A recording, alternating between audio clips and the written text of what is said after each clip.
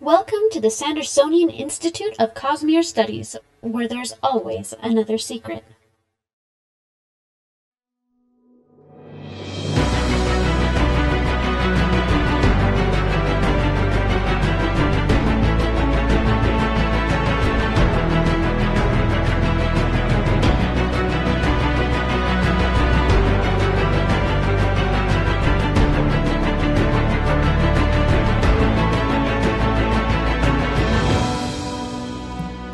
Welcome back, Sixers, to another episode of the Sandersonian Institute of Cosmere Studies. This is episode 170. Today is September 9th, 2024. I'm Bill, and I'm joined, as always, by my substantial co-hosts, Amy and Jordan. Welcome. What are you trying to say, Bill? I'm saying you're real and not made up in my head. Tangible. One, substantial. You don't know that's true. Two, I chose that word very specifically. Thank you. Now, before we get started, we do want to remind listeners that the Sandersonian Institute of Cosmere Studies is not a spoiler-free podcast. That means that if there's something in the Cosmere that you haven't read and you're worried about hearing spoilers, you might want to go read those first, then come back and join the discussion. Particularly right now, as we are reading unpublished chapters as we lead up to the release of Book 5 in the Stormlight Archive, Wind and Truth. Mm-hmm. So Brandon has been releasing about 2 chapters per week. So that means that this week we've got 4 to cover. That'll be chapters 10 through 13. For those of you who listen to the podcast recordings or watch the videos on YouTube, we do want to remind you that it's possible for listeners to interact with us live via chat as we record each episode at www.youtube.com/Cosmere Studies. We record episodes every other Monday night, starting at 7:30 p.m. Pacific time at 10:30 p.m. Eastern. So please join us and take an active part in the discussion. We would absolutely love to have you. The show is made possible by the support of our listeners and patrons. The show will, of course, continue to be free, but if you want to help us out, head over to patreon.com/Cosmere Studies. Even pledging a couple bucks per episode really, really helps us out as we continue to work to improve the show. Patrons get immediate access to our Discord channel where you can talk about the show and the Cosmere and other fun topics with our other listeners. We've got a great community over there. We've got some fun discussions, so head on over. We'd love to have you in that discussion as well. You'll also get early access to bonus episodes, exclusive access to other bonus content, and other good stuff. How's it going, folks? Amy's dying. I sound like this, so it's cool. It's fine. Jordan, what did you do? I don't know what I'm being blamed for. No, I'm sorry, Amy. You've got like an old man in a sitcom laugh. No, it's fine. It's not my normal one, and that's fine. No, I'm getting over a cold. I sound terrible, but I feel way better than I sound. So yeah, it's fine. Please feel better. Yep, I'm working on it. Jordan went through something briefly recently, so yeah. Thankfully, it wasn't as long. Mm-hmm. Yeah. Well, anything good going on? I have one good thing. Sorry, audio people, but they know what I have a Biker Scout helmet. Anyway, my Biker Scout is probably like 70-ish% done, and I'm trying to get it done this week because that's the last week I can have it submitted for costume approval for FanX. So that's what I'm doing all week, is doing this lovely thing. I feel like that's a dangerous choice considering you've got 2 Ewoks running around the house. They're not hairy enough for that. Not with that attitude? So they're shaved Ewoks? No. I would go to that tavern, the shaved Ewok. Oh, goodness, you. It'd be so much fur. Ugh. No, there'd be no fur. I know. It's pre-done. Yeah. You didn't need waxed Ewoks for it to last. And maybe we have a title. Oh man. No, anyway, I'm excited for that to be done soon. Very cool. Hopefully. Well, congrats on that. Thank you.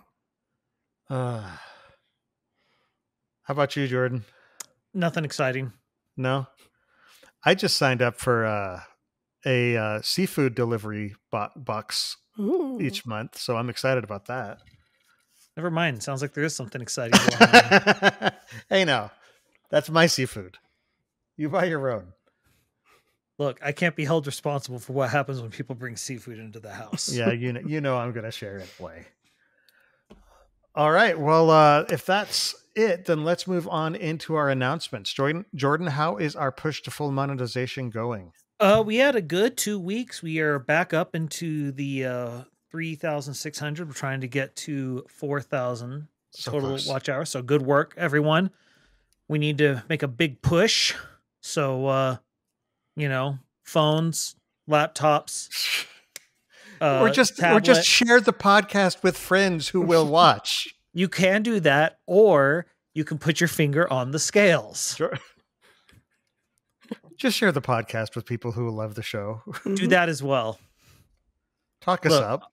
All I'm saying is one time Kami's had me up on 9 different screens because he's a bro. Oh, gosh.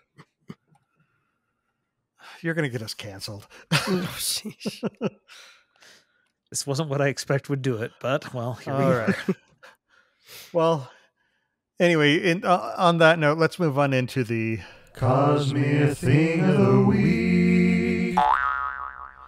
So, let's see, was it Amy? You've got something? Yes. Mm-hmm. Yeah. So I can't remember where was it from? Do you have the link? I can't scroll up because okay. So this is from Reddit, and the artist is solarpines, Pines, and this is probably more from the last episode than this episode, but it is this amazing drawing of Adolin with his goggles riding Gallant through the skies, and they're having a blast. It's definitely appropriate for this episode. It's so pretty. Anyway, I loved it. I also just like it because I think it gives the proper scale of ReADiNg. He's a big boy. I'm pretty sure he's singing the Reading Rainbow song as he flies through. Reading Rainbow. I'm gonna stop singing. That's not wow. That was amazing, and we have that recorded. Thank you for posterity. I swear I know how to sing. I sang through high school. I wonder if I can make a sound drop from that. Oh, goodness. I thought the squee thing was going to be bad enough. I'm going to recommend that to be the title, but to do the text, as you said earlier, where reading's normal and then rainbows in. Oh, gosh. Anyway. Well, so this is really good. This is a great image. Mm-hmm. I also love it has the music sprint overlay there as well.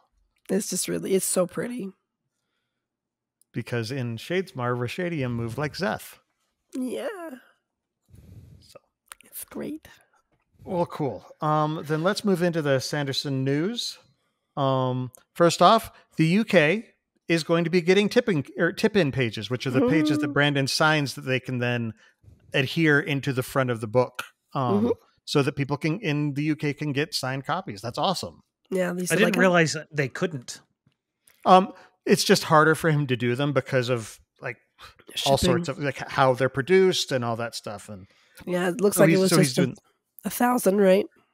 Yeah, they've kind of gotten left out of the whole, pre-signed books, and so Brandon's doing these tip-in pages so that they can have signed books. So he's sending 1,000 of them. So that it's not a ton, but it's something. And it's 1,000 more than they've had before. Exactly. And it's a smaller country, so yeah. No, it's still a lot of people. Oh, it's a whole lot of people. That's true. Anyway, Brandon is currently writing a non-Cosmere novella, which is at 66%, and that is actually going to be in a non-Cosmere short fiction collection of stuff that he's put together, which is and cool. This was going to be like the centerpiece one, right? So that he's going to release all these other ones that he's had. Yeah, because each one kind of needs something new, and this will just kind of be the thing that everything else orbits around. So. He'll have stuff like Perfect State and a bunch of other stuff. I wonder if I hope he puts I Hate Dragons in it, because that's kind of adult. That one is fun, yeah. I haven't read that one actually. I Hate Dragons was it's on his website, isn't it? It is on his website, but it was an exercise that he did. Like, there is nothing but dialogue in it, and it's actually very clever. I do remember liking it. It was really funny. I love I Hate Dragons. That is a weird sentence. I could write it properly. No, it makes perfect sense. It's just a weird sentence. I hate dragons. Let's see. So he had to go back and rewrite some stuff because he'd gotten into that position where not everything worked, but he said he's fixed it and it's feeling better. So on we go. Blightfall, which is the Skyward Legacy book that Jancy is currently writing, is at 24%. I feel like Brandon is slipping because his latest Kickstarter only ended up as the number 3 most funded of all time. It's a concern. It's a shame, honestly. I thought he was, going to be doing so much better than this. He set our expectations high. I still think he did really awesome, but that's just me. No, I mean, honestly, the fact that he's got the number 1 and the number 3 highest funded Kickstarter of all time, that's kind of impressive. So what does that pass the Frosthaven game, whatever? It did pass Frosthaven. Okay. Because what's number 2 then? The Pebble Watch, which I don't know exactly what it is. It's like this fancy watch that. Okay. So, but yeah, so number 1 is the Year of Sanderson, and number 3 is the Cosmere RPG. So, yeah. So cool. He's doing pretty well. I think. Yeah, I think he's doing okay. Speaking of doing pretty well, Michael Whalen, he has released the Wind and Truth cover art, and it looks really cool. It's Dalinar standing on top of Urithiru holding a book and being Battle Mage Man. Apparently Michael Whalen redid a whole mountain. Not that we can tell, but... Yeah, but the sad thing is that this is likely going to be Michael Whalen's last book cover that he does. He's ready to kind of retire from this sort of thing. Now he has retired once before in the 90s, but I have a feeling this one might stick. That might stick, yeah. It is a little bit later than the 90s, yeah. Oh, goodness, I feel old. Anyway. But it looks great. You're talking about the 90s were only like 5 years ago, right? No, don't do that. Don't do that to me. I can't. 25 years ago, George. 25 years. I was only off by a factor of 5. Oh, man. I wasn't even 25 years old in the 90s. Yeah, so that looks good. I do like the fact that he was able to illustrate all 5 of Era 1. So we've got that continuity. Yeah. It is nice to have that all the way through. Well, and I don't know. I also just like the idea of Dalinar with the Way of King. It's a very good callback to the start of the Battle of Thalen Field. Oh, yeah. Absolutely, where he shows up with the book. And Lift makes fun of him for it. Absolutely. Well, she's like, I can't read. So. No, let's see. Speaking of cool illustrated books, The Most Boring Book Ever is coming out on September 24th. That's a boring book. It looks like it's going to be fun. This is Brandon's picture book that basically has boring text that lines up with exciting images, and the images are amazing, and definitely check it out. Yeah. And it was Kushihiro or I can't remember his name. I remember his first name. He's a phenomenal artist. But the last name. And Kazu is what they've been just sort of referring to him as. Okay. Yeah. Let's see. The Tress teacups are back in stock. They're the very pretty ones. A lot of people say they're too small, but I think they're really cool. Dainty. Yeah. So okay, Goldilocks. And then Brandon will be at FanX the 26th through 28th of the month. So in Salt Lake City. So check that out. If you haven't got a ticket to see him, you're probably not going to see him, but good luck anyway. Yeah, I mean, you could probably walk by the booth. And he said he got, for his panel, he got the big room. He got a big room. Yes. So that there's a higher likelihood of getting in the room. So, and I managed to get 2 lightning signings. So that's cool. Awesome. Very nice. And then finally, Dragonsteel is giving away some specially painted Stormlight miniatures. That's going to be tied to their newsletter. So if you want to enter that, sign up for the newsletter. I don't know. I didn't see a date for when it's going to happen. Yeah. So I would do it ASAP. But yeah, and that's the news for the past couple weeks.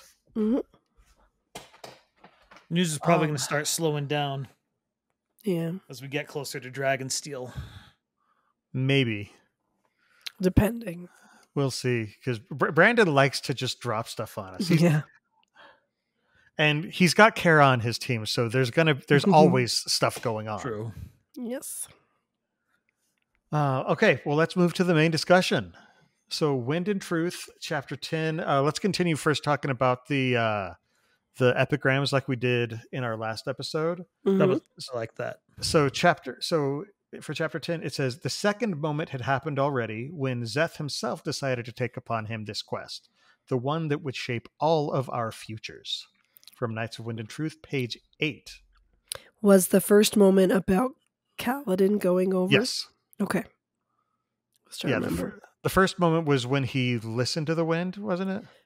Yeah, I feel like it was something like I believe that. it was. Yeah, I believe it was the first moment was when he listened to the wind. Okay.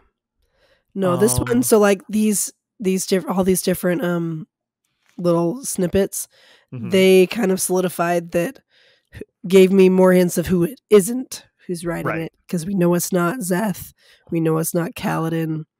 I have a suspicion I'll talk about once we've looked at all of them. Okay. But it was nice that I'm like, okay, it's eliminating more people from possibilities. We're playing Guess Who. Two down, all of Roshar, perhaps all of the Cosmere. I just realized we're playing Cosmere. Are they a Lethe? No. Oh, gosh. We are playing Cosmere. Okay. So, Chapter 11. For while the contest of champions was to happen in the east, a different contest was to happen in Shinovar, and one that the winds, with what the wind swore was equally vital, perhaps more so. Yeah. I was not with them. I did not know of their quest. And yet I will do my best to recount their story and that of the wind, for they were her champions. That last line makes me worry. Like, they were her champions. Like, I know it isn't defining it as they die, but it makes me worried. We don't know. I know. It's just it's vague enough to make us wonder. So I'm wondering if maybe it's Sigil. It could be.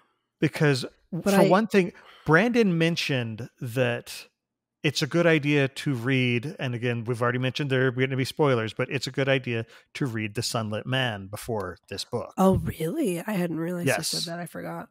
He said it's going to not like explain some stuff, but there will be a couple of minor tie-ins and stuff that might be interesting. So, and you know, we in one of these chapters we got a very, very actually the chapter. I think it was the one where he says, "I was not with them." We got a deep conversation with Sigil. And so I think I'm wondering if we're like, I don't think that necessarily all of the precursor events to the Sunlit Man are happening in this book, but I feel like there may be some big things that lead to how SICS becomes who he is. Exactly. I think he's being kind of set up to lead into that. Yeah, which is worrisome. Well, again, I think it's just more a matter of kind of preparing him to be the person who will become. Like he's not even like he's a couple steps prior to. Yeah. But you know, it just occurred to me that the fact that last one that says I'll do my best to recount their story makes me sit there and go, okay, so if this person did get their story, that means at least one of them was able to tell the story. To them, so one of them likely survives because neither one of them can write, or the story is recounted by someone else. I'm gonna go with my thought of somebody's gonna live, because otherwise it's really sad. I'm hopeful. But the other reason I think it could be Sigil is, you remember Sigil was Hoyd's apprentice as a world singer. You know, so his job was literally to recount tales of people. So it'd be more up his alley to do that. Yeah. Well, and skipping ahead, he does talk about how he always felt he was a better scribe than... Right. He does, yeah, than a leader. So I kind of like the idea of that being the case. Yeah, I could see that. That would work. I could see that one. I liked the title for book quartermaster. It took me way too long to realize that he was talking about a librarian. And I felt super sad that didn't occur to me. I just had a thought. What? The other possibility is it could be it could be RAiNbOWWWW and or ReADiNg, who are Knights of both Wind and Truth. They're both of Bridge 4, and they're both Truth Watchers. Huh. It's not a bad idea. I could see that. It's just a thought, but yeah. Anyway. Okay, so let's the other option is that it's someone we don't know yet. Absolutely. My thought would be someone from Shinovar. Very possible. Well, it's just it doesn't fit for me, but it depends on how far Zeth's cleansing goes. Yeah, that's a whole other thing. Okay, well, so what are you talking about? Zeth seems completely normal and healthy of mind. Rational. Okay, so like Amy was talking about, book quartermaster. I did like that Kaladin was trying to suss out what is the word for it. I don't know. It's the book quartermaster, and I was like a record keeper. What is he talking about? And like I was focusing on other things, and then it finally was like the librarian. And I'm like, oh my goodness, my librarian sister would be so ashamed of me that I didn't click into that. I picked that one up immediately. I was just like, okay, I get what's happening here. Now, was the librarian evil? I think she was just grumpy and protective. As most librarians are. I thought all librarians were evil, according to Alcatraz. Mm-hmm. Except that one. There's like one who's not evil. Well, it's sketchy. Anyway. But yeah, so I did like that. Silladin. Wow, shipping title already popping out. Brandon is teasing it. Brandon is teasing it hard right now. I didn't get that. I just got buddy, but it's just. I'm sorry, she's flirting with him hard. I don't like it. Yeah.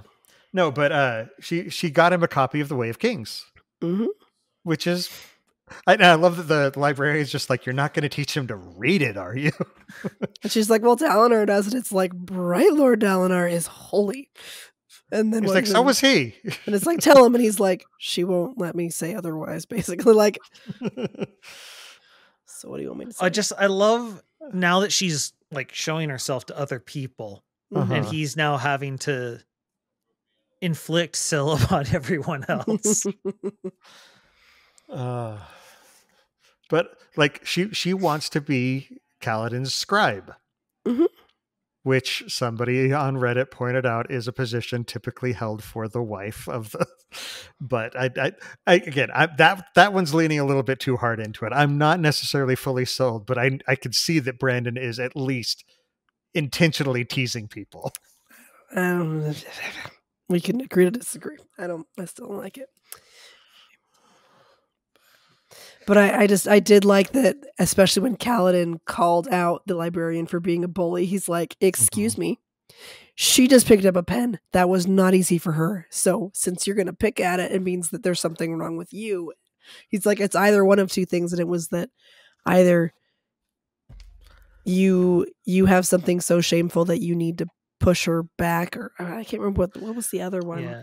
I'll be honest, that speech didn't work for me. I was going to say, ham-fisted. I was going to say it. He wasn't wrong, but it seemed a bit self-righteous. So it's one of those. I was like, what he's saying is likely true. It feels a little bit crammed in here, a little heavy-handed, a little bit. Yeah. But I felt like, don't get me wrong, I think defending Syl is completely, it's just the speech just felt a little. Yes. Yeah. Kaladin isn't one for self-righteous speeches. He's one for self-righteous poses. Like, he'll call people out, but the way he did it was a little bit out of character. I think it feels kind of like his little stint as being a therapist, kind of a little bit too, thrown in with probably frustration on he's going to have to go do this big change, and he's extra worried about it, is where I kind of got it. Plus, they're picking on Syl, which he's going to be extra protective. I think that's kind of where it felt a little bit heavy-handed, because it's like Kaladin saying, I'm inventing therapy. Go do therapy. And so I agree with Jordan on that one. It didn't quite work for me. I liked what he was going for. I just didn't like how it all kind of happened. I think I just like seeing people get... You liked the destination, not the journey. Kind of. I didn't mind it too much, but... No, and I get that. I totally get that. It just felt a little bit... Brandon's writing style has kind of evolved and shifted a bit over the past 4, 5, 6 years. And it was one of the moments in it that I was just like, okay, this isn't my favorite bit of Brandon's more modern writing style. Yeah, just felt a little on the nose. Like, again, he wasn't wrong. Yeah. At all. But, yeah.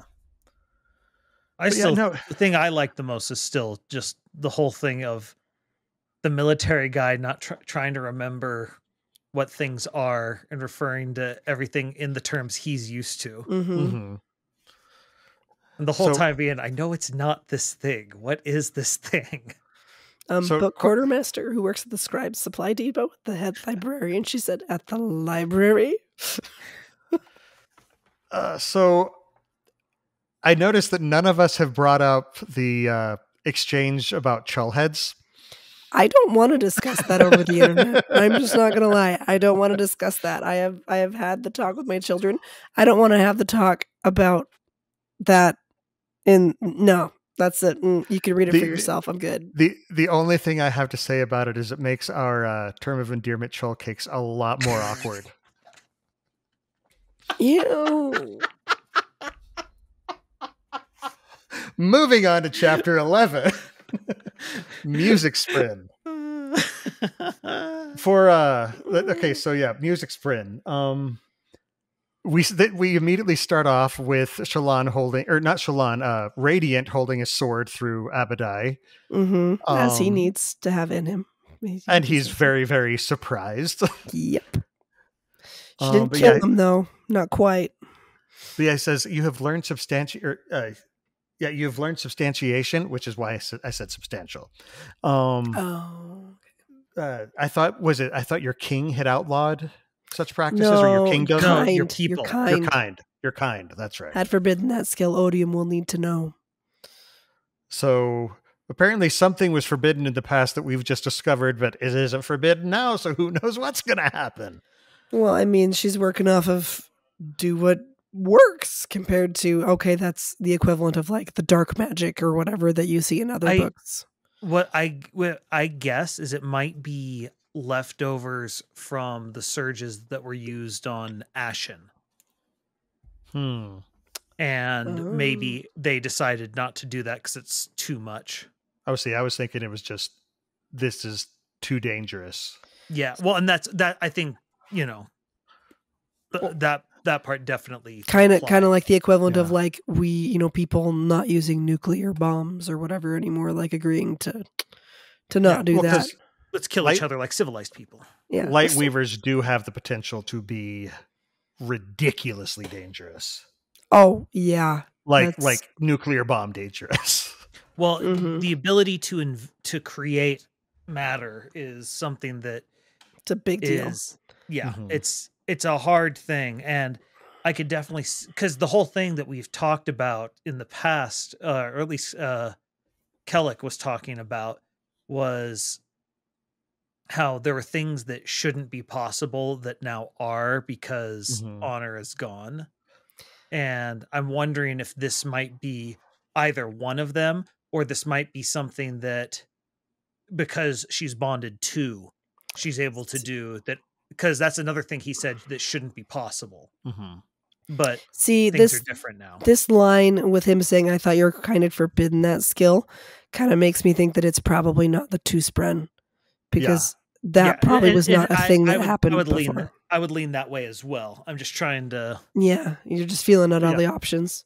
It's interesting as you think about it, though, because, like, you know, Brandon has mentioned that he's kind of taken and Jordan, you'll understand this far better than I do, but he's kind of taken basic physics, the concept from physics, where matter and energy are made up of the same stuff and can be transformed back and forth between each other, and then investiture is just a third point into it and turn it into a triangle.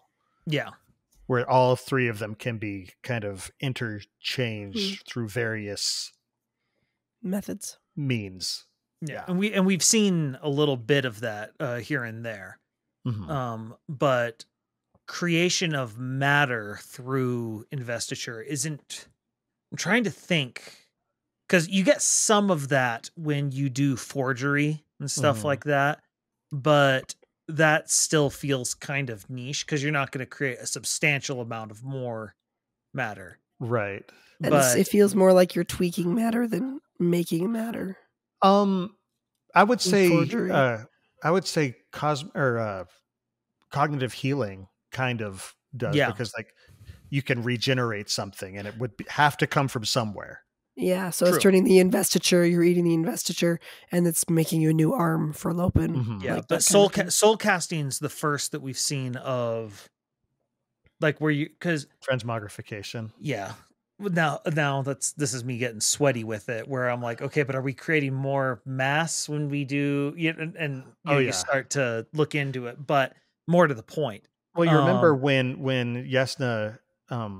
did the smoke soul cast the boulder into smoke. There was like a boom or a pulse, a pressure wave, a popping, because suddenly there was a vacuum to fill.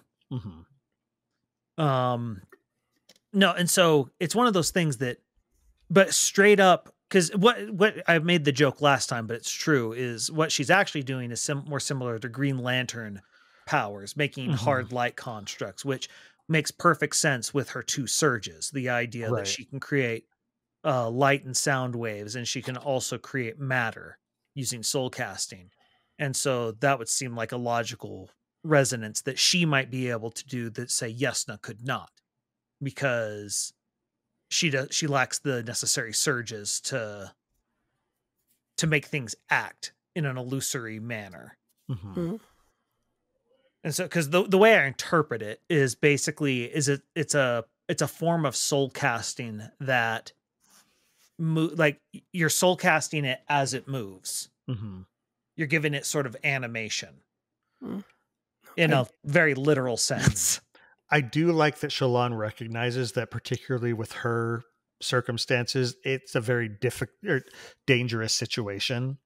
You know, because she's starting to wonder, oh no, if I can actually create new substantial realistic things, that is an invitation for dissociation. Well, and if this is something that's forbidden, I'm wondering if that's part of the reason, is because it would suddenly, you have some, like, this is even more substantial than, say, forgery, because you can just create something. Well, I mean, it's the power of a god. I mean, it's not necessarily a permanent creation. Not that we see so far. Right.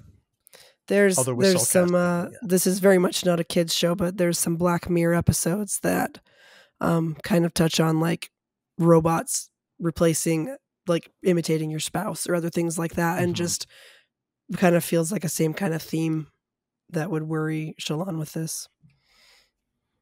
Yeah. Well, and in particular, where, because she sometimes disassociates from reality, it's something where you sit there, you're like, yeah, that'd be a problem, where you could see her, like, looking into her past, and she's now having to think, did I do something to try and avoid, thinking about something else? Well, I mean, it's kind of got, like, on a bigger scale, it makes me kind of think a little bit of WandaVision. Yeah, I could see that. That's a good comparison. Mm-hmm. You know, it's where you have the potential to descend into a false reality like that, and that's just crazy. And I mean, and there's a chance, we haven't seen it, but there's a chance of tweaking other people without their control or consent, you know, so we don't know if it followed the same thing as WandaVision. Well, and there's also just a certain, like, part of Shallan's progress is dealing with reality as it is. Yeah. And being learning okay with that. Yeah. And learning that you might not have to. That could be a very bad coping mechanism. Yeah. Although, did you notice that when she started thinking about those sorts of things, she did kind of start dissociating it the way that, like, when she would think about her mother, when in the earlier books, her brain would kind of start to fuzz. In this one, she kind of pushed those thoughts away again. And this is her. It's just like this is her not ready to deal with it right quite now. Yeah. And I mean, later on we see as soon as she's safe and she doesn't have to do it, she's like, nope, I can't right now. Yeah. She held it together, and then she had her little freak out with Adolin, which I'm like, yep, that's very real. That you're like, okay, I'm holding strong, I'm holding the front, and then now I can. Now that the danger is past. Now that I can freak out just a little bit. Yeah. Yeah. Let's see. The Ba'odo Mishram face. Yeah, that was random. And voice, which was kind of horrifying. So if we were wondering what kind of attitude Ba'odo Mishram is going to have, this doesn't point in a happy direction. Yeah, which, I mean, I can see why, because she was the one who gave singers more forms and different things like that. So I can see why she would want to support the singers more than the humans. Well, and that was before the humans had done her into the spiritual realm. Yeah, so she's got extra rage reasons. Which there's going to be a discussion of, so your plan is to unleash the evil in a bottle? Exactly. This is who they're going to free. That just told you, yep, I'm going to kill everything that you love. You ever loved. And to which everyone else is going to be like, see, I view that as a red flag. Maybe that's controversial, but it just... yeah, it's not. Perhaps we pause for a minute, rethink some things. Yeah. Make sure this is the decision we want to go with. Yep. Let's see. Oh, and then of course we did you have something about Ba'odo Mishram or? Oh, just it was interesting seeing how she used like the dome and like was moving all the how she did locomoted. I don't know. Anyway, how she moved through the beads and stuff like that. That was just kind of a fun thing. Well, okay. I loved her sitting there being like, it's really convenient that I keep finding the exact thing that I need to find. It's a little foreshadowing of what we're going to discuss. Yeah, I was like, I don't know what this is going to be, but that is weird that it keeps happening. Huh? That's got to be something. I don't know what, but it's got to be something for sure. Yeah. Well, and it's interesting because we did see a little bit of something similar with Kaladin because he was close to the fourth ideal. And he kept getting like little breezes kind of, or I don't remember it exactly. Well, they saw the wind spren on their side, which that was a thing where they were like, whoa, we almost never see them on this side. And they're like, well, why not? And it's like, because we don't have wind here. That's true. So they're one of the spren that exists mostly in the physical realm. Yeah, because that's where wind is. That's something Shallan actually comments on when they eventually get back, where she talks about how, you know, it's amazing how the human mind just gets used to things because suddenly she doesn't hear the constant clattering of the beads and everything else. Yeah. I go ahead, Bill. No. You finish. So I did really like there was in the scene. So there's the fight, and then Drahe's squire gets knocked down and is hurt, and then Abadi comes to like go take her out, and then I like the line. Fortunately, Abadi made a huge tactical error. He discounted Adolin, and Adolin just like parries and blocks and like just keeps up with him, and it's like, oh ho ho, you used your sword. Never forget about Sokka. Don't discount him. He may not be a Radiant, but he's gonna kick your butt. He knows how Anyway, to fight. it made me happy. Mm-hmm. So, Well, because remember, Adolin is still the Blonde Thorn. So no, it made me happy. He's one of the best duelists in the world. Mm-hmm. He's my Now, golden retrieval swordist, and I love him. Now, speaking of Adolin has one of the sweetest moments where he sees a very, very familiar Spren. And it's just like, oh, this is Sureblood's Spren. Huh? He doesn't. I don't think it directly says it, but there's enough heavy. It does. It says very familiar, and you can tell what's going on. Yeah, and I did like the Gallant. They're like, he's like, Gallant will be fine, and then you see him, and he's like, hey, what's up? I'm just hanging out with my music Spren here.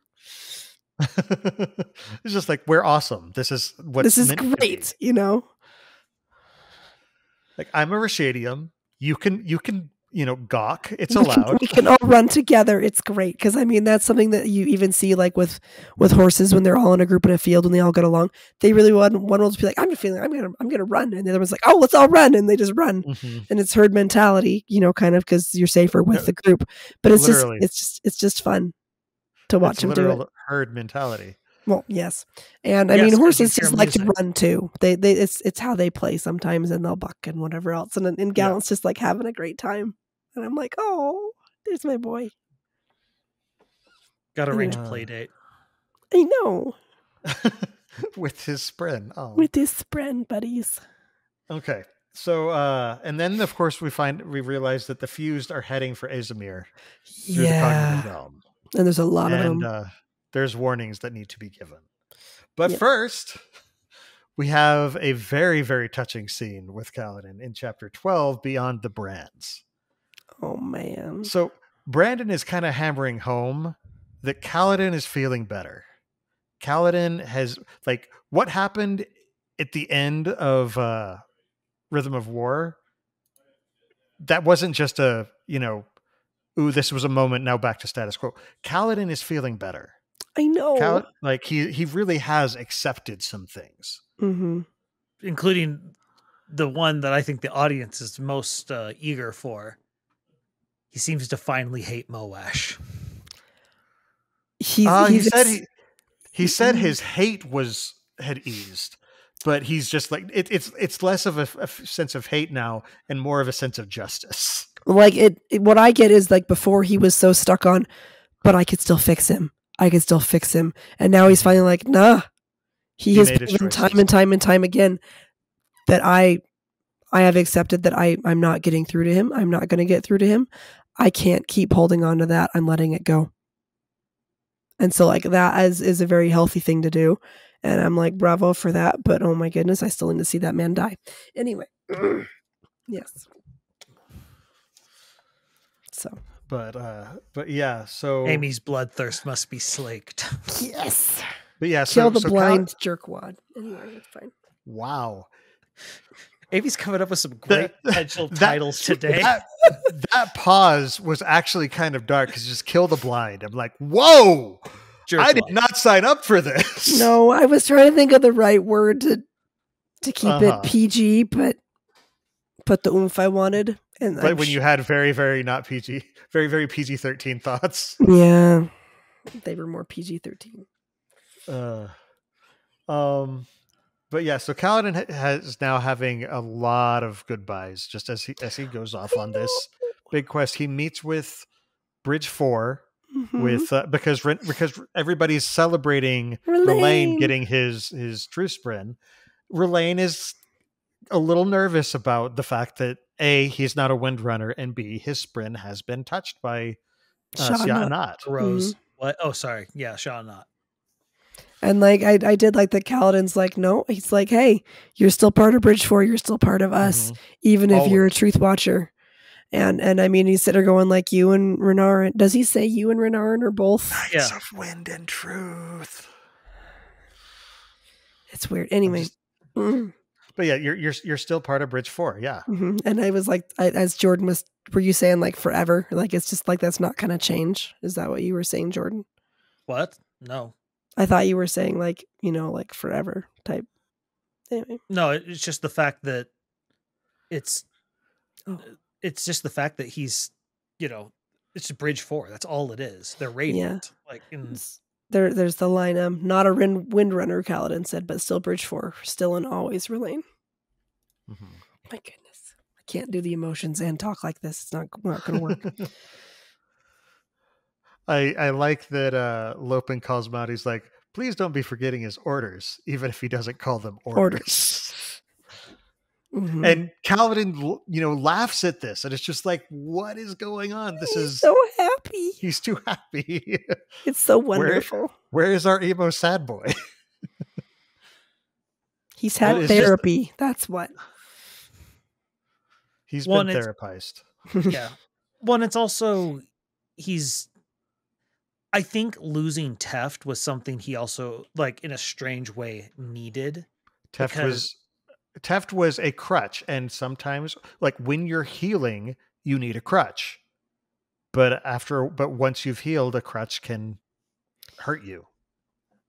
Yeah, and it almost, I mean, I don't think the analogy quite works, but like sometimes if something is healed over, but there's still infection inside, it can just make it worse. And so you kind of have to break it back open to clean it out. And I don't know, I can't find a good analogy, but that came to mind. The analogy for me is it's the hero's journey. Teft is his Obi-Wan. Oh man, yeah, he is. He's his old mentor. Is very grumpy Obi-Wan. He has to lose this mentor so that he can step into his own and accept role. His journey. Yeah. Yeah. Well, and more importantly, I think it's because the way Teft died is part of it as well. Because it's not just him accepting that he can't protect everyone. It's also him accepting that some people he can't save, like in the case of Moash. Yeah. And so I think it was one of those things he needed to be confronted with both at the same time. He needed to see that some people it's one of those things. It's the whole fool me twice, shame on you thing. And he's given Moash so many chances. And he has been bad at everyone. Yeah. And he just finally has to accept there's no getting through to him, and I have to accept that Teft is gone. And that, like, not be happy about it, obviously, but that's okay. But be okay with it. Yeah, come to a level of acceptance. Yeah, I will lose people. Well, that's life. I mean, when this book came out, I lost my dad, and it's a hard thing. I have grown from the experience.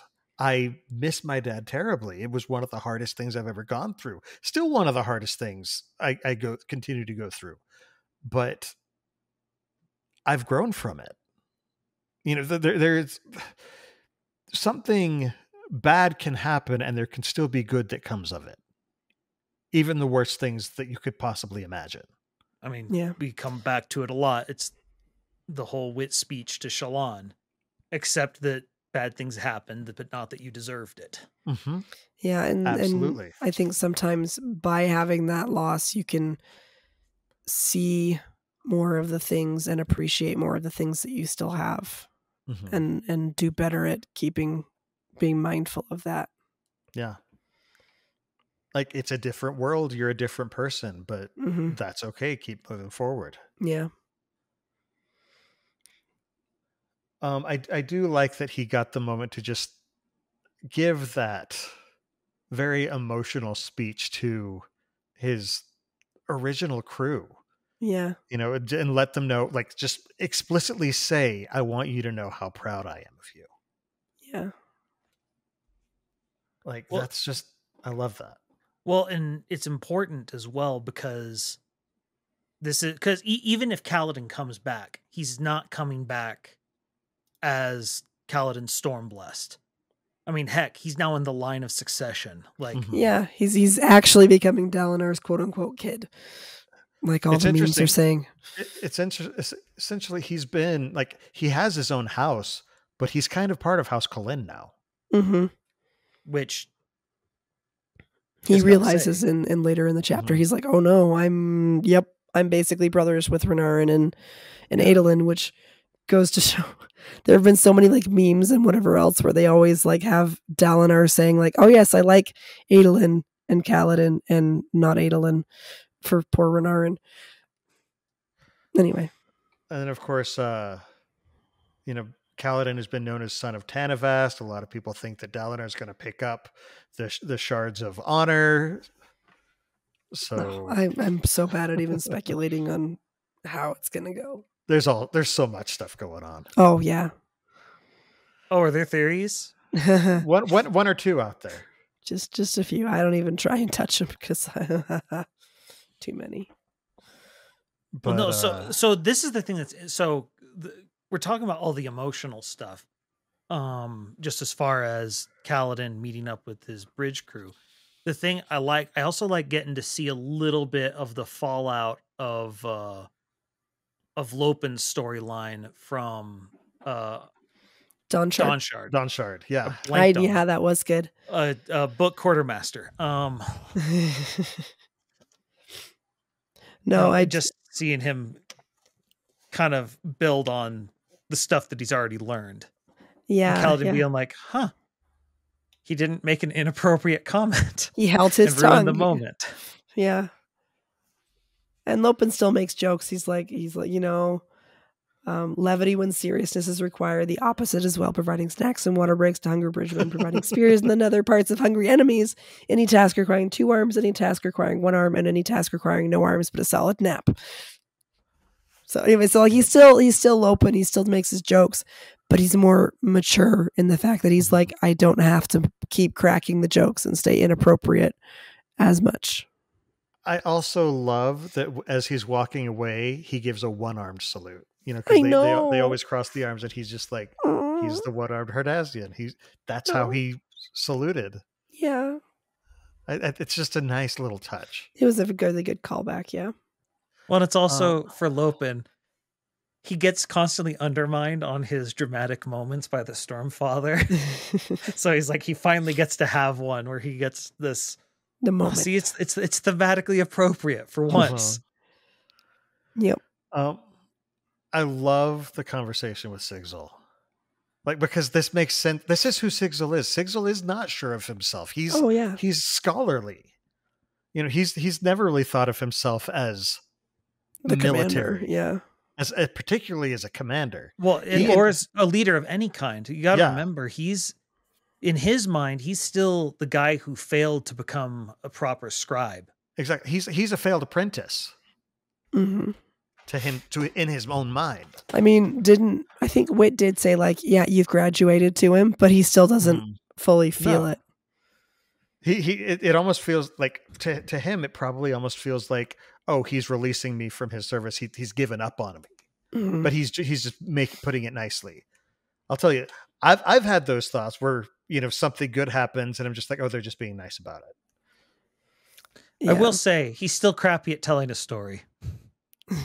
Every time we see him try and do it, he's not good at that. But hopefully, if he wrote Knights of Wind and Truth, maybe he's gotten better.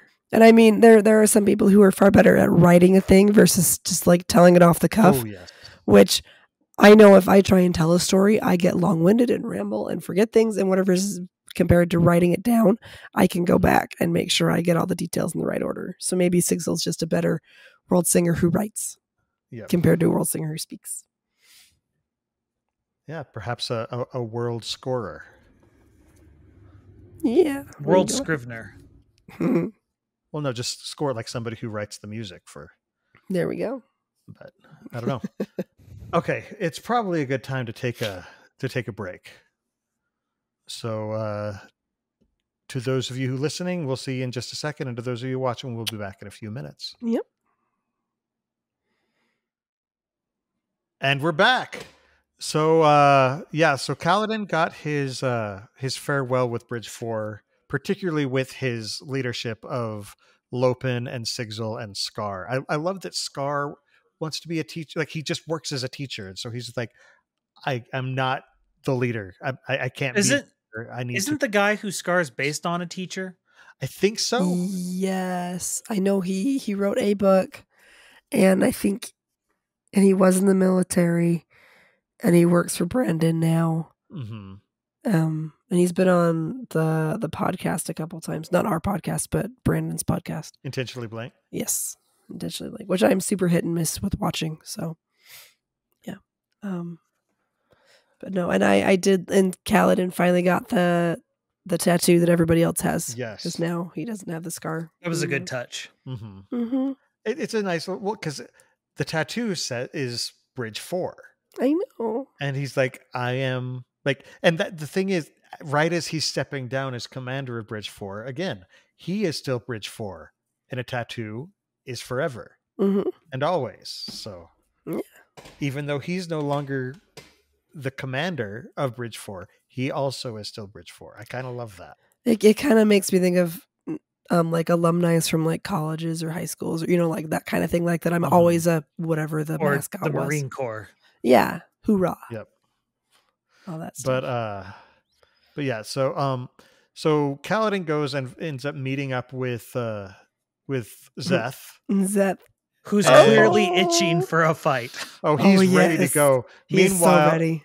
Meanwhile, Nightblood just wants pancakes. I know. He's been talking to Lift, and you can tell, and it's adorable. I've said for actually years now. Yeah, I want a buddy cop thing of Lift and Nightblood. I can still be happy. I'm just waiting for somebody to do a fanfic or something that like has the conversations that led to all of the little quotes that we're getting from Nightblood now, where he's like, I think it might be pancakes. And then he's like, oh, metaphorical hunger. Yeah, I understand. Can I have your pancakes then? Like he's totally stuck on it. It's just like, and then Kaladin likes it too. He smiles. He thinks it's funny. And I'm like, oh, good. You're not so grumpy that you can't handle Sword Nimi. Makes me happy. Well, it's also because their understanding of him is that he's just a very strange shard blade. So in their mind, a strange spren. And they're like, okay, spren. I'm used to spren being kind of strange and they don't understand. You know how we do things normally and stuff. He's like a cross between Syl and Pattern. Yeah. Yeah, he is. It's cute. Well, and I actually wonder if on some level Kaladin thinks that, because Szeth now has powers of his own. He has a shard blade. And he thinks that maybe this is just a situation of, this is, because of Szeth's nature, he just has a weird bond with his spren. And I think he thinks that Nightblood might just be the spren of Szeth. I don't know. I feel like he would have been, there's a word for it that is gone, like briefed on that this is a different thing, even if they didn't know. Well, but they don't know what that thing is. Well, I mean, there was this time where Szeth was hanging out in prison in Urithiru that I feel like Kaladin would have been briefed at least somewhat on what's going on with Szeth. Right. But what we're saying is not every, like, there's a lot that nobody knows about Nightblood. The only person who might maybe is Zale. Well, I was going to say Wit might be the one who would actually inform them. Yeah. Because Zael... We haven't seen him since Oathbringer. Is it Oathbringer? We saw him last? No, we saw him in Rhythm of War. Oh, the beginning. Yeah, okay. Yeah, at the very beginning, he has the sort of spar with... The spar, the laundry spar, yeah. Those poor laundresses that had to go clean it up afterwards. One probably need more dye. Oh, yeah. And lots of stitching. I do remember Kaladin seeing like this weird spot on the ground that now has no color. He's just like, what? That's random. Yep. That's random.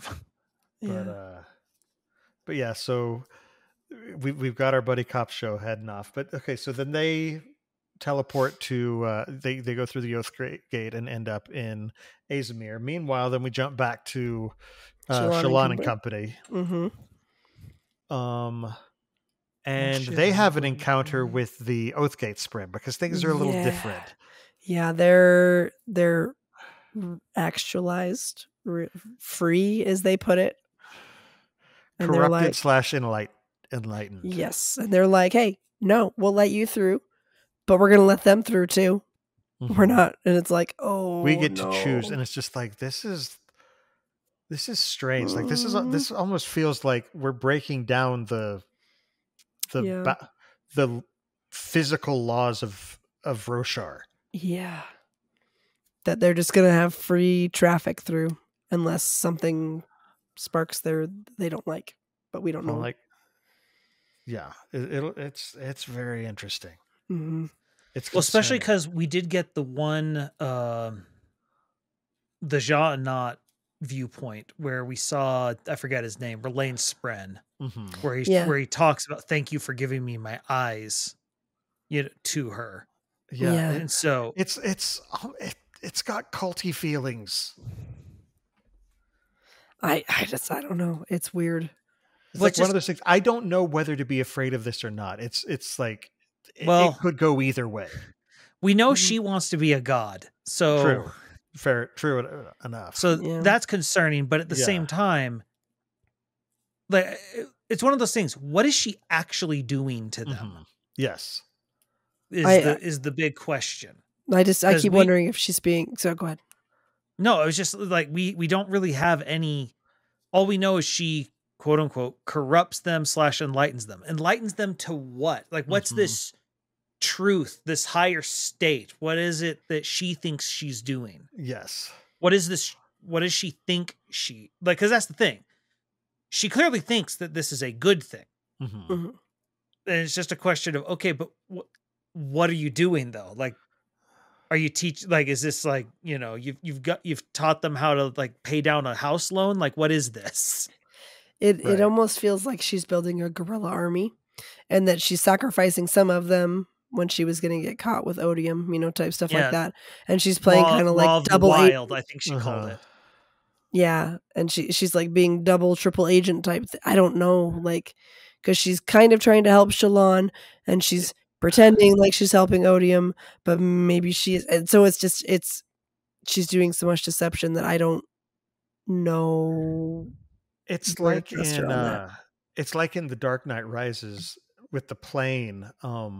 Bane says, they'll be expecting to find a body or something. And so he tells one of his men, he makes one of his men stay behind in the plane that they've stolen a bunch of stuff from. And it takes off. And it's just like, what's happening? Whoa. But it's like for the cause, Yeah. Martyrdom, for like, yep, I will support the cause by offing myself or letting myself be killed. Like it just has a fanaticism tinge to it. So it worries me. Yeah, it's I don't know. I haven't seen enough from her to be able to gauge it, and there's just too much.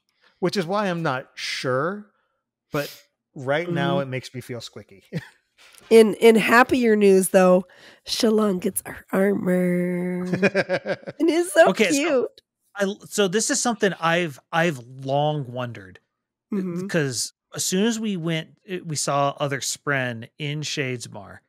And then we saw, they're all these body parts of, the great, like their more whole body, like Anger Spren or the Drool, I think it was, I can't remember what this Anticipation Spren or the Streamers, and it's their tongues and all this stuff. But Creation Spren, as soon as I started thinking about it, that doesn't make any sense because they always show up as a bunch of, like they imitate stuff. So, and then she starts getting followed, and I'm like, again, the fact that they keep saying her name, like, I think these are her. Like, I thought to myself, these must be her. And I'm like, wait, are Creation Spren just beads? That doesn't make sense. Like, I couldn't put it together. And then Pattern explains they imitate things, but everything on this side is a bead. And so they imitate beads because that's the thing they're imitating on this side. Yeah. It's really interesting though, because when she's reaching for beads, exactly what she needed would come to her. I'm like, that makes Lightweavers fourth ideal Lightweavers very powerful in the cognitive realm. Because it's just, I just need it. Whoop, there it is. Because the Creation Spren essentially become whatever they need them to be. Sorry, accidental rap lyrics. Whoop, there it is. Oh, shit. Anyway. Oh, I apologize. Why? Run DMC's great. Nothing to apologize for. I don't know. Accidental rap lyrics another title potential? There's a lot of them this episode. Whatever, we can vote on it later. Yeah, but no, it's like it really is a very powerful ability when you're in the cognitive realm, because you can basically manifest anything. Yeah. And then and we know that manifestation is another ability within the cognitive realm, where it's not just you create the form out of beads, but you actually create the thing. Mm-hmm. Well, and it's something that Shallan in particular struggled with up until recently, when who is her apprentice that was figuring it out? Oh, about Red? No, it wasn't Red. It was Vata? Was it Beryl? I think it was Beryl. I think it was Beryl who had figured out the trick of like priming it by using the bead. I think that was her that did that. It was either Beryl or Vatha. It might have been Vatha. I thought it was Vatha, but I can't remember. Because he stayed behind because he was practicing more of doing it and was like gonna kind of keep working doing that and staying with the honor spin, I thought. But anyway, one of her apprentices. Yeah, and so it's just one of those things where it was interesting, just her finding herself falling behind. And part of the reason she was falling behind was because she's like, well, that's not how Yesna did it. And she starts to realize, well, wait, Yesna's a different order. I can do it differently. Yeah. Maybe that was maybe this has been part of my problem, is I keep trying to do things the way she would, but you know, that's for an else caller. That's not me. Yeah. Because it seems like Yasna's more like demands, like you're going to be X and you're just going to do it, compared to the Lightweaver's like, here, let's look at this. And we're going to follow through and become that thing. Well, and who knows, that could that also might just be Yesna's the type of person that can demand Spren to just do things. Do things. So it might just be a Yasna thing. Well, because like you said, each of the other apprentices were manifesting, the soul casting abilities slightly differently. Well, and when your power comes from your Os and your connection to your own Spren, there's another, variable you have to account for. So it's just everybody has to do it kind of their own way. And it seemed like Shallan just benefited from collaborating with everybody else and seeing that, and making her consider more options and more fluid in how she was thinking about it. Well, and when you look at something from a lot of different angles, it's like this works, this works, this works, and this works. You can kind of start to triangulate. Well, maybe this would work. Yeah. But yeah, so Shallan's got her armor, and it's incredibly friendly and trying so hard to be helpful. It is trying so hard, and it cuts her satchel strap and shoves her hair. A holster. It makes a holster for it, so it's trying so hard. Meanwhile, Radiant wants her to buzz her head. She's like, no, you're not taking my hair. No, we're not cutting it short. No, I don't care if it's tactically advantageous. I'm not doing it. But I love how she's coming up with solutions. You could just light weave longer hair. Just light weave longer hair. You could light weave your hair, and it's like, no, I'm not doing that. She should meet. Should have a chat with what's her bucket. Vivina. Vivina, yeah. Because Vivina can grow her hair. Yeah, slightly different. And she says it does get tiring to do that. Apparently, take something out of you. Well, it almost seems related to Lift, because Lift, because like you're hungry after you do that, but yeah, that's also potentially a what we were talking about with substantiation. Yeah, changing investiture into matter. Yeah, the royal locks. Which again is related to cognitive healing. Yeah. Yeah, I had not considered that. Yeah. I also liked a lot how, they get to Urithiru and Shallan's like, it's warm. Wait. I guess we're not there yet. You totally skipped over the interaction with Kaladin. I did. I'm sorry. I got excited about that because I thought about the armor and then but yes, I let continue. No, I mean, like we can talk about it, but I'm just like, there was a pretty big conversation that happened. Well, there was a very big conversation. I think I thought it in my head that I thought through what I wanted to say, and so I was like, well, obviously we've said it, so it's fine. We can just move on now. But no. I just of all three of the three of us, I figured you'd be the one who'd want to discuss this. No, I was. It's been bouncing around in my head, and I guess I bounced it around enough that I figured I must have talked about it. But no, I just liked her armor and like her fighting her way through that and everything else.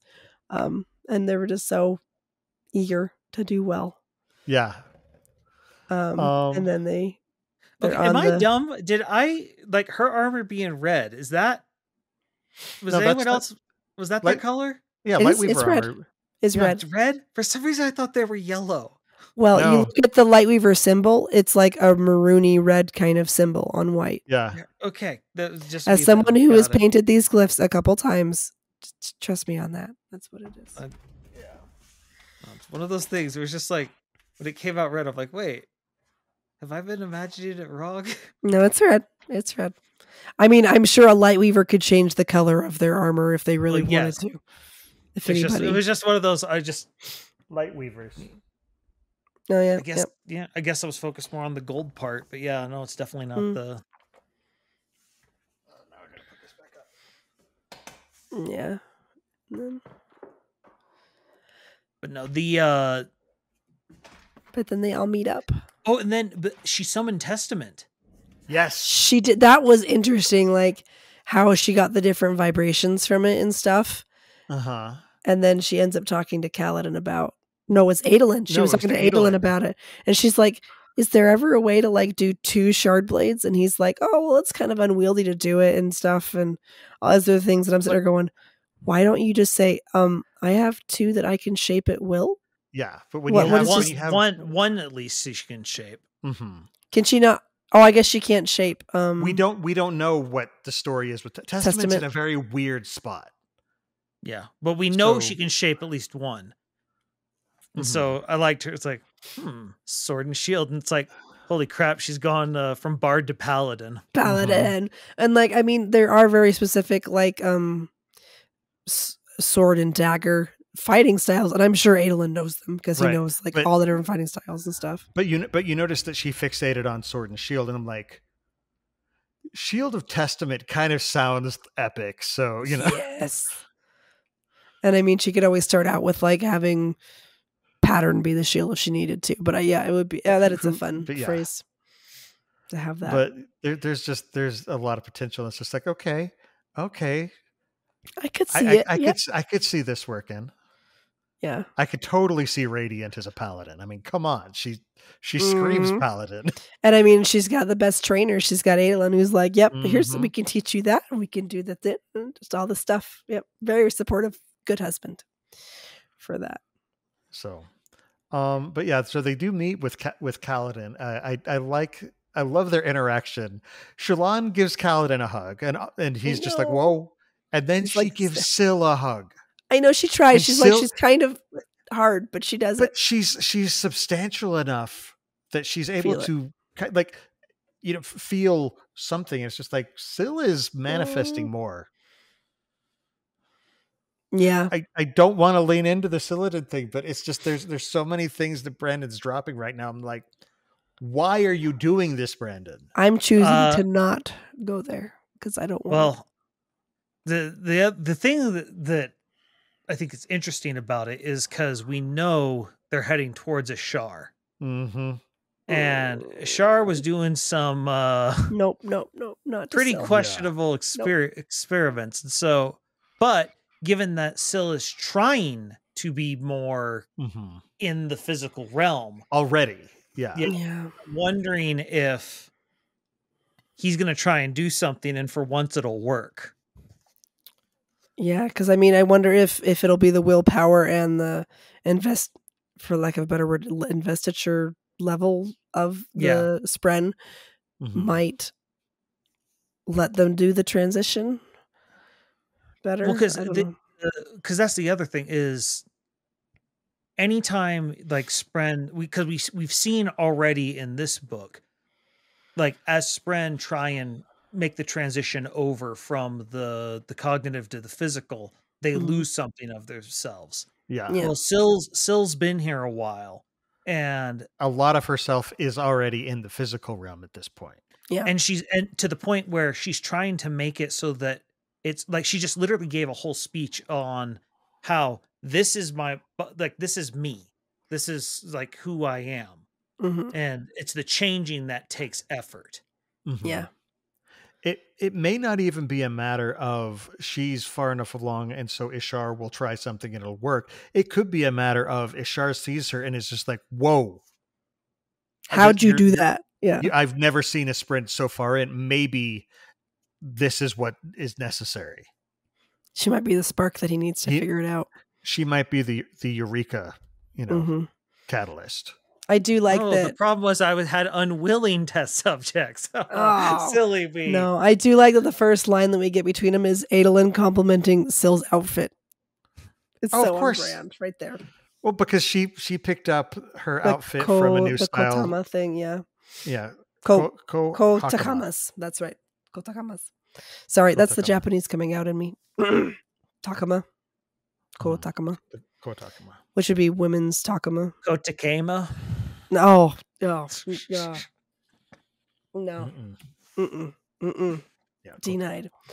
So anyway, long skirts, warrior skirts. So and they pass on the information about Azamar. But like, and Adolin, of course, is still talking fashion and and that's the thing. Like I've seen a lot of people in Reddit, they were talking about how other people are fashion conscious, but Adolin just enjoys it. He does. It's just something he like he's not doing it to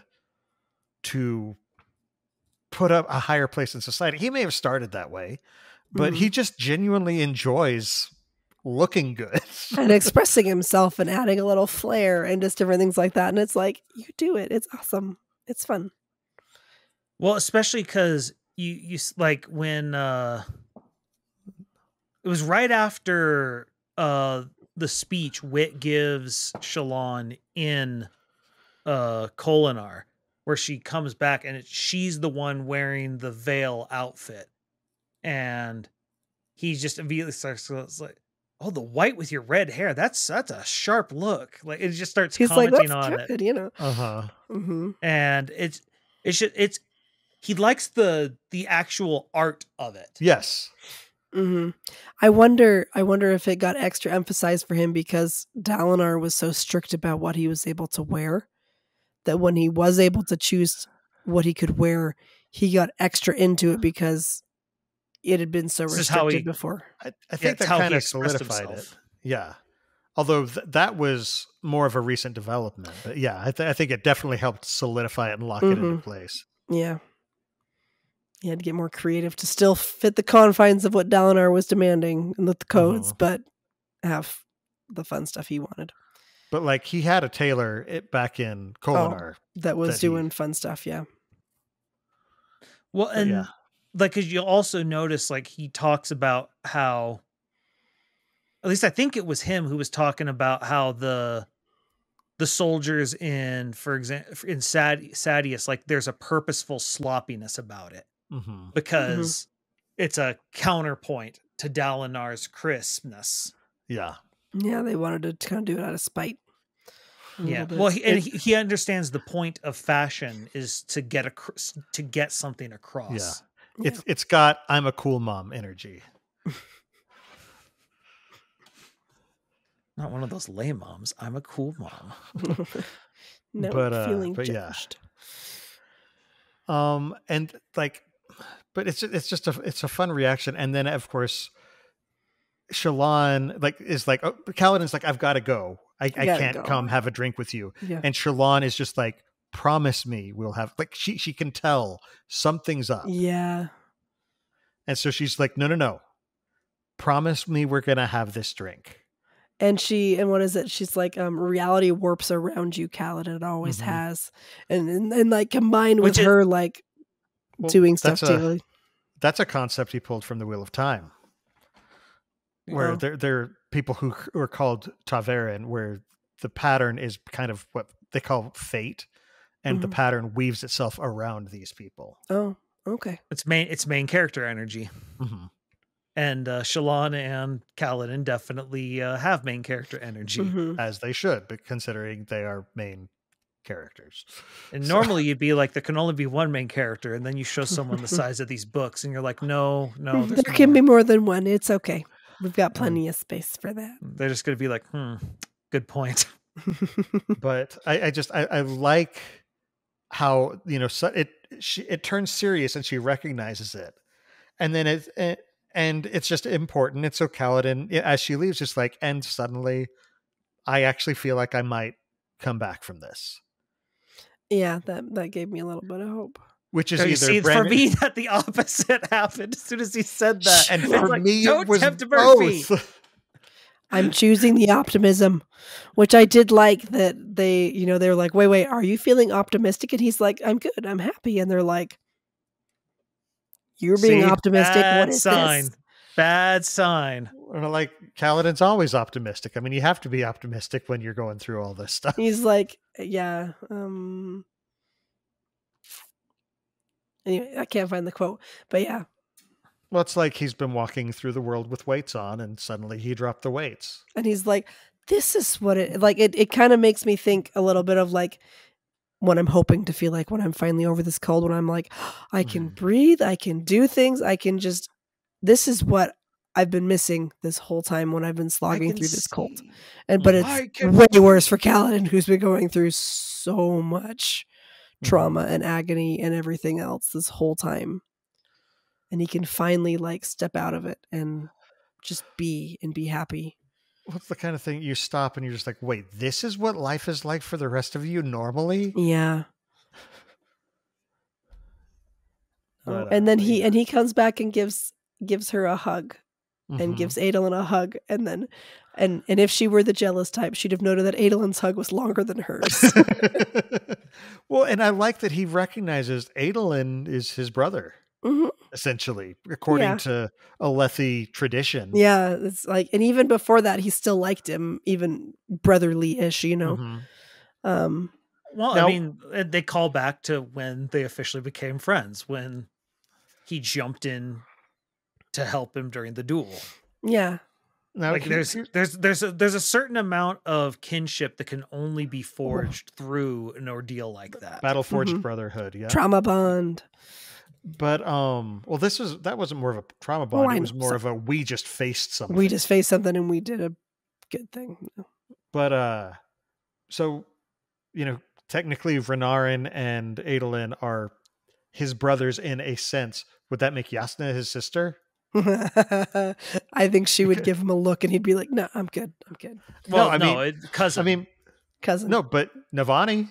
Well, that's true. So, that's because that whole their family tree is so messed up about that. Yeah, like what was like Kaladin at one point was like, how many siblings do I have now? What is that whole I'm my own grandpa story is going on. It's just going nuts. We're not going there. But back to what you said just now, how many siblings do I have? I was sad that he didn't mention ReADiNg. Yeah. But I think it's almost that he had that touching moment a couple chapters ago where he played with him and everything else, and so it's not. But I don't know. Like he was talking about his found family. I get that, but at the same time, to Kaladin, ReADiNg is found family. Yeah, I think it's kind of, and you would probably relate to this, Bill, a lot more than I would. But like when kids are really spread apart. Sometimes there's like the older set of kids and then there's like a big gap. And then sometimes there's like an oops baby or whatever like that. And you have like another set of kids. Not that Amy just said to our entire viewership that I was a mistake. I didn't know. I just said you're younger. Bill, don't take it personally. Penicillin was a mistake too. And we really like that too. I wasn't sure. I couldn't remember how far you were from your siblings, but I know you were on the younger end. My parents wanted me. Apparently there's a lot of people near me who have had oops babies and they love their oops babies. But if anybody doesn't know what that is, an oops baby is you didn't plan for it. And then you've gotten, all your kids are like 8, 10, 12, whatever. And then all of a sudden you got another kid and you're like, I guess we're doing the baby thing again. So that's not that people years don't younger want than my closest sibling. I'm a terrible person, Bill. I'm just going to have my cough drop and be quiet. It's fine. Anyway, but that's just kind of the feeling that I get is that It's a different generation, so it's a different kind of bond. I get that. I feel like ReADiNg deserved a mention in that list. And he didn't list Tien either. He just was like... He did list. He was talking about the siblings that he found after losing his Tien, only Teft. Okay. And so I was just like, I just feel like ReADiNg merited a mention. It's not a, game ending, whole book is ruined moment, but it was just sort of ReADiNg matters too. And that may come from me being the youngest of 7 and being an oops baby. Not an oops baby. I hate you both. Go Team 6. Oh man. But no, and then he has a fun little conversation between himself and Syl as she walks away, where he's just like, okay, I'm glad that didn't work out because I'm happy for her. For them. Yeah, as a relationship, he's like, yep, I am happy. He's like, as much as I would have liked, it could have been nice. He's like, I feel, and it seems almost like Brandon's like, okay, stop with trying to ship her and Kaladin because they could have been very toxic together. Yeah. This is Brandon shutting down the Shaladin shippers. Mm-hmm. And it was like 1,000 souls cried out and said, my ship. He sunk my ship. He sank my ship. It's terrible. He sank my battleship. But yeah. It was a healthy realization. And but the other thing, he did throw them a little bit of a bone where it's just like showing he was genuinely into her. Like Brandon kind of skirted past it a little bit, but this is him acknowledging, yes, there were emotions there. No, nothing's going to happen. Book closed. And I think a big part of why Kaladin didn't move on is because Adolin was already there. And he wasn't mentally well. And so like, he was like, yeah, I find her attractive. Yeah, I could, I like that.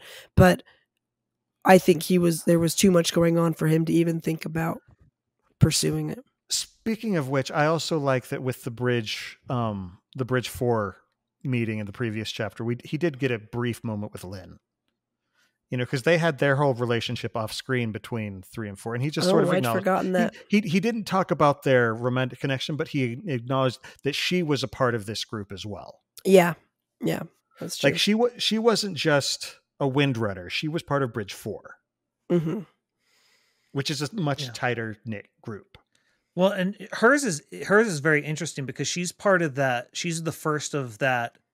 Because well, she's part of the third group because the first group was Bridge 4. The second group were the other bridge crews. And that was part of like his first foot and mouth situation. And she was a scout. Yeah. Because he was sitting here thinking like, okay, is it only bridge crews? Is it like, what are we doing? And like, even some light eyes showed up for the training. And you can, he's just sort of like, okay, that's I don't know how to not what I expected. This. Yeah. And especially for someone, especially for the Alethi society where everything is gendered, including jobs. Yeah. And food. Yeah. And food and stuff. And hands and everything. Yeah. And so like, where he just like, okay, no, yeah, we had radiants aren't gendered. That's okay. I got to realign my thoughts. I mean, heck, it aligns to the whole thing he was doing with the librarian where he's calling it a book quartermaster. It's just, he's been thinking in his terms perspective is shifting. Yeah. He's been thinking in terms of the military for so long that when you point these things out, he's just sort of like, right. Because it doesn't have to be that way. I just take it for granted. Yeah. It was just a very interesting. It's very interesting. I wish we could have seen a little of him and Lynn, but we want to keep things moving. We got 9 more days to go. This is only day 1. Which is, you notice we ended with we'll come back to this, but we ended day 1 So I do want to talk about that. But first, now, Amy, what you were saying about Shalon getting to Urithiru. Oh, yeah. So she gets there, and I had forgotten that she hadn't been there since Navani bonded the sibling. Mm-hmm. So things have changed quite a bit. And so Shalon gets there, and she's like, "It's not cold. My ears didn't pop. It's warm. Those colors are different. That's different. That's different." Like, there's all these things that everybody else at the tower has probably just been like, "Okay, it's different. It's new, but yep, we're just going to go with it now." And I mean, we even saw it with Kaladin when he was just like floating through the halls because he could just do that constantly, however he wanted. Which we've seen Windrunners using the tower light. Now we have light weavers who can also use tower light, probably. Probably, yeah. Well, and it's interesting because I love how we keep getting everyone, like the spread. It's like, which Bondsmith? What do you mean? Right. Okay. There's a second one. There's a second one now. Okay. We got to remember both that. Of them. Still both of them. Okay. Just get off my back about it. The other thing is, through. You know, when they first got to Urithiru, Dalinar told Shalon to practice with her abilities and explore and see what she could do. But Stormlight was a very, very limited resource. Suddenly, Tower Light is unlimited. It's just there. So she and her light weavers can start practicing. All the time, and just start like figuring stuff and experimenting and seeing. So I feel like things are going to progress quickly. It reminds me a lot of Wayne's arc in Lost Metal, where we find out just what a slider can do if they have lots enough of Bendalloy. And it's just no one else has had this opportunity before because no one's had the means to practice as much as he's been practicing. Yeah. And I love that what she's going to use it to practice on is figure out how to kill Mraize. Or handle him. She's not necessarily saying I need to kill him, but she's like, I do need to deal with him. Deal with Mraize, yeah. Yeah. If there's a solution of dealing with Mraize that doesn't involve death, I'd like to see it. I'm not saying that there is a solution that doesn't involve death. I'm saying that may not be her immediate. Oh yeah, goal. She may not immediately. She may try to. She's not as bloodthirsty as me, apparently. I think you're right that whatever happens, Mraize is going to end up dead at the end of it. But I don't necessarily think she is going in the mindset of, okay, time to kill Mraize. She's just like, we just got to handle that situation because that's a thing. Well, but the biggest thing is she said her and her light weavers are going to do it because she's been hiding all the stuff with the Ghost Bloods for so long. And she's now finally going to bring everyone else into the problem. Ironically, she's going to reveal everything to the Unseen Court. See, it's funny because Unseen and Reveal are opposites. So. Thank you for pointing that out. I wasn't sure. The jokes always are funnier after you explain them. No, totally funnier. But it'll be very interesting to see, like, Urithiru is a much, like, because we hadn't even really considered Tower Light and how it would work. That's a brand new concept in this book. Which I thought it was going to be Life Light or something like that. And then, nope, it's Tower Light. But as you know, you center the Knights Radiant in this area, there's a lot that can be done when you suddenly have an unlimited resource that is as powerful as like, yes, it has a very short range, but that just means that a lot of practice and development and research can be done. It just means it's become a Elantris. Yeah. We haven't seen Navani doing anything with new Fabrials, have we? We haven't seen Navani at all in this book. That's right. We've heard her mentioned, but we haven't seen her because I'm guessing that's going to be a whole other thing because she's going to have to figure out how to continue doing Fabrial stuff or something else since the sibling is really not too keen on Fabrials. Yeah.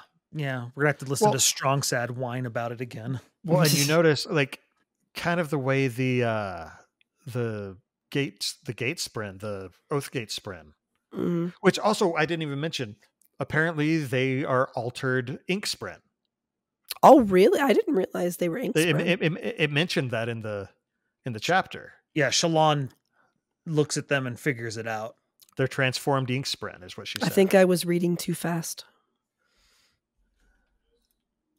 What, did you have an episode to prepare for or something? Yes, Yeah. best they could tell, these were both transformed Inkspren. Like the smaller Inkspren she'd seen, the one before her had a faint sheen to it, a mother of pearl luminescence like oil on water. Underneath, parts of the Spren's face were turning from a jet black to a deep bloody red, like impurities in a gemstone. Okay, yeah, apparently I missed that paragraph. I don't know how I missed it, but I did. But it's one of those things that it's interesting that because they talk of, to it, and it's like, but you agreed to this. It's like, I did, and now I don't, sort of And that thing. changed my mind. And which is interesting because it's not just that they're corrupted, because we've seen corrupted Oathgate Spren before, because we saw them at Kolinar, because But that's a different kind of corruption. That's not, but it was not still corruption, was it? Yeah, because John Knott was there. Who else would have She had set the trap, and there was the Heart of the Revel or whatever that one was. Ashertmarn. Ashertmarn, yeah. But that one's mindless. Yeah. And so it was, but we know John Knott corrupted it because she specifically talked about how she did it so that it wouldn't kill them. It would merely transport them. That makes sense. She tweaked it, yeah.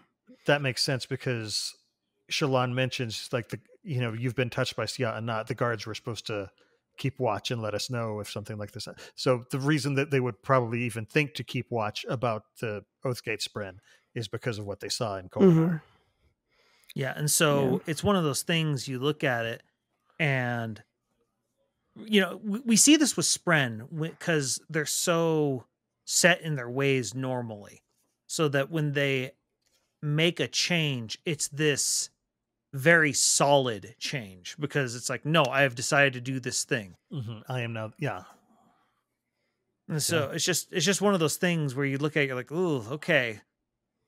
So, and I like that the Spren's like, yes, I agreed to do this in the past, but I've altered the deal. Pray do not alter it any further. It's kind of like, if you remember the chapter where the scholars are studying the Flame Spren, and they talk about how when things are observed, they're fixed into a certain thing.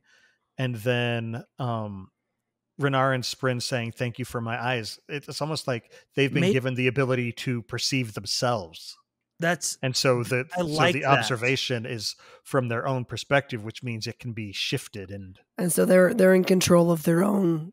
They're no longer based on how other people percise them. Because they're from the cognitive realm, which is what we think of them versus what they are. So they're like that, because that was literally what we're talking about before. What is it she does? I like that. But yeah, so thank you for my eyes. Now I see myself. Now I am the point of observation at which things are recorded. I like that idea. Good job, guys. So, no, that paragraph about them being Inkspren, apparently I was reading and then paused and then reading again, and I missed something. I totally get it. Because my children were talking at me when I was reading part of that one. Oh gosh, this was an interesting set of chapters. Stuff is happening. There was a lot. There was lots of happy internal squeeing because I can't really squee too much right now. But like, I'm very intrigued. Again, Brandon's writing style is evolving. I'm still trying to decide how I feel about it, but there's definitely some interesting stuff going on. The thing I like the most about this chapter is this chapter, as if there was one. I just like how there's so many little callbacks, just sort of recognizing characters recognizing the journey they've been on.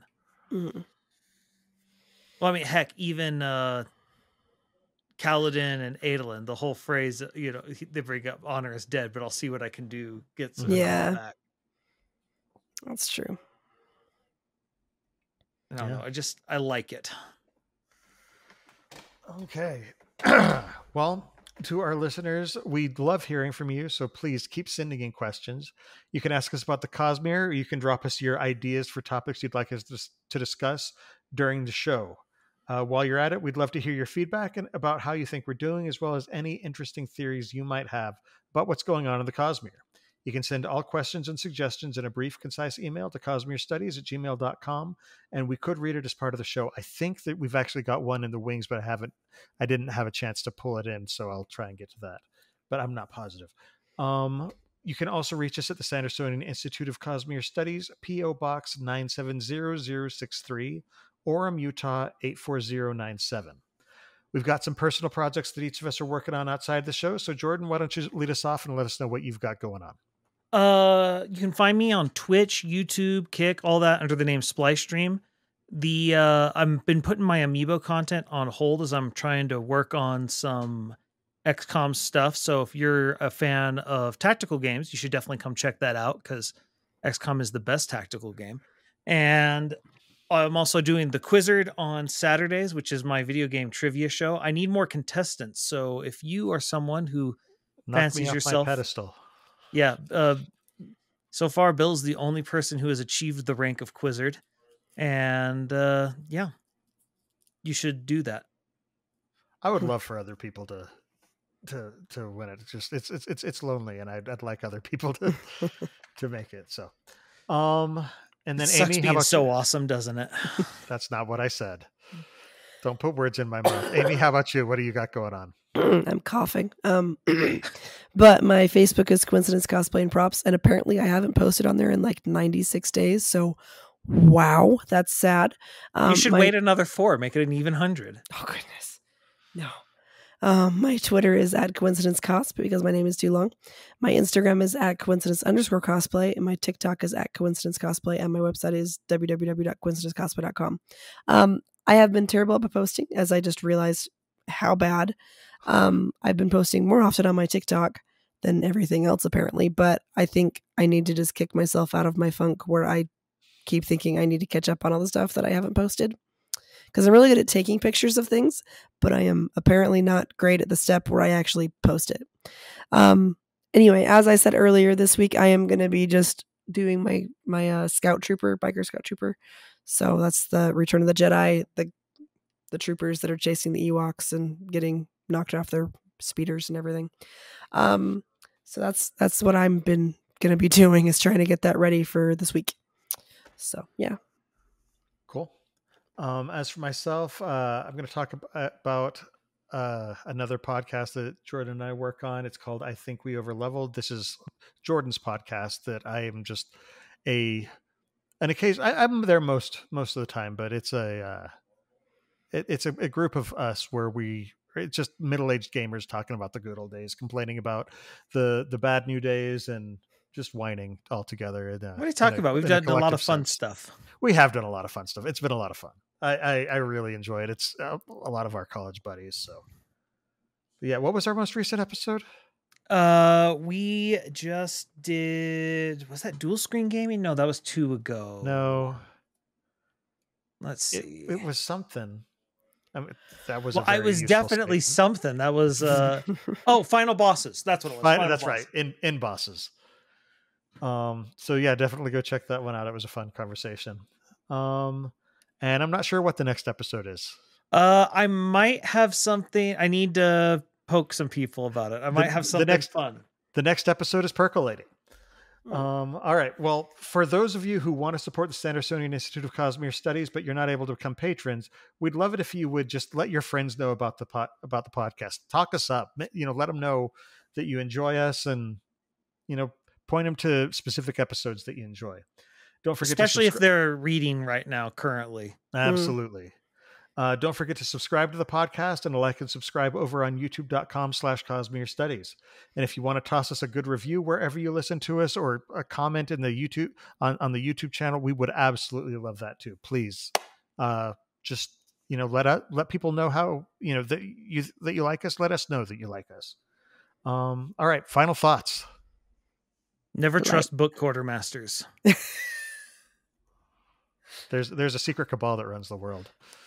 I like my flying horses. I'm Happy Kaladin is an interesting character. I'm interested to see where Brandon goes, because it's one of those things. Is Brandon setting us up for Kaladin to ride off from the sunset, or to break our hearts? I know. I'm not going to think about that because I don't want to think about that. I like Happy Kaladin. Hey, like Shallan. Okay, Shallan. Yeah, I was like, okay, Shallan. Shh, it's fine. I mean, you got me the Funko Pop, so I may as well. Even if I'm actually an edge dancer, but that's okay. All right. Well, I think you've got some Lightweaver in you. Yeah, I think the cosplay is totally Lightweaver behavior. Judging by her voice right now, she has some Chasm Fiend in her. Rawr.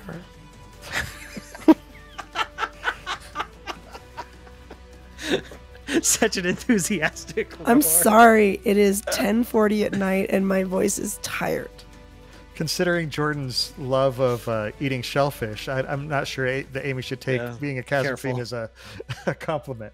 Anyway, in addition to the live episodes of the show that stream on youtube.com/Cosmere Studies every 2 weeks on Monday nights at 7:30 p.m. Pacific Time, 10:30 p.m. Eastern, listeners can find our videos on YouTube or audio versions of the podcast on Apple Podcasts, Spotify, and just about any other service that carries podcasts by searching for Cosmere Studies. You can also follow us on Twitter, Instagram, TikTok, and Facebook under the profile @Cosmere Studies. For our next episode, we are continuing our discussion of the Wind and Truth preview chapters. So join us in chat for the live discussion on Monday, September 23rd, 2024 at 7:30 p.m. Pacific Time, 10:30 p.m. Eastern at www.youtube.com/Cosmere Studies. Until then, on behalf of Amy, Jordan, and myself, thanks for listening, and remember, there's always another secret. I made a hat for my fingers.